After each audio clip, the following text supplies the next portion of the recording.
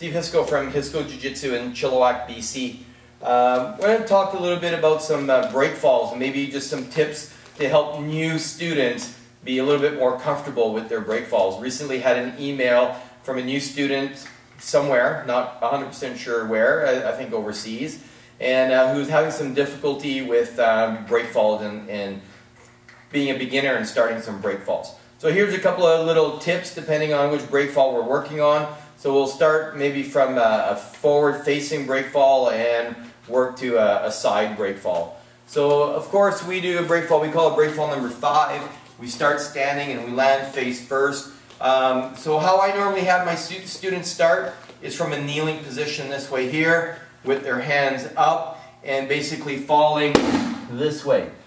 So one of the important things is to make sure that we're landing on the palm of the hand and on the forearms and not bracing our fall this way here where you might injure your wrists. So once again, keeping our body off the ground, being on the knees, being on the hands. I look where I'm going, I slap the mat, and I turn my head to the side. So this way here, here. From that position, I get them to start moving up. So from here, I'm just going to have them basically squat down with their elbows on their knees, keeping their hands up. And if you see the height of my body, my head is here. When I squat down, I'm essentially in the same position. Now I don't want to dive forward, but what I'm going to do is I'm going to kick my feet back this way, landing on my toes and landing on my hands.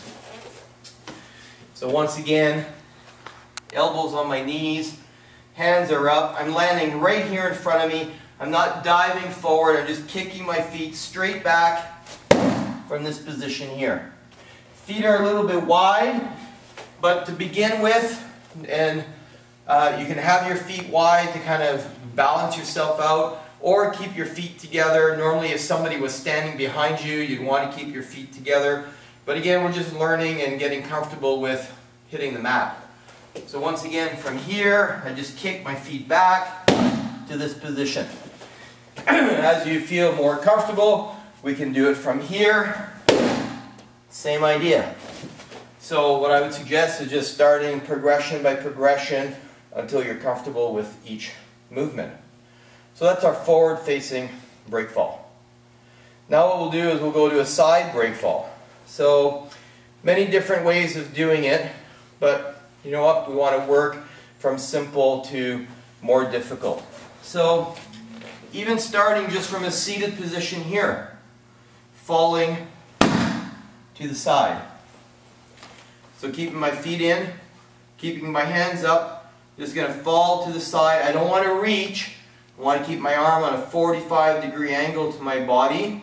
And as I land, I slap the mat here. Knees tucked in and hand here. Essentially this is just a progression from our break fall number 2, which is rolling from side to side, sitting position, hands are up, falling to the side this way. Once you've got that one down, we can do it from, same thing, a squatting position. And what I would do here is stick my foot out, sit, and roll. Now one of the key parts that I found, personally, is having a little bit of a roll in my break fall. If I let my feet come up, it kind of takes some of the pressure and some of the shock off of my neck. So just to show you what I mean, is if I'm here, leg out, and I fall this way, I get a lot of whiplash in my upper body, my upper neck area. If I let my feet come with me, so I put my foot out, hands are up, and I let my feet come up, a lot less shock on the neck area. So once again, having the foot out, having my hands ready, I sit and I roll off to a 45-degree angle. The next step from here would be to kind of come up more, but same as what we did with the forward break fall, is get ourselves nice and low.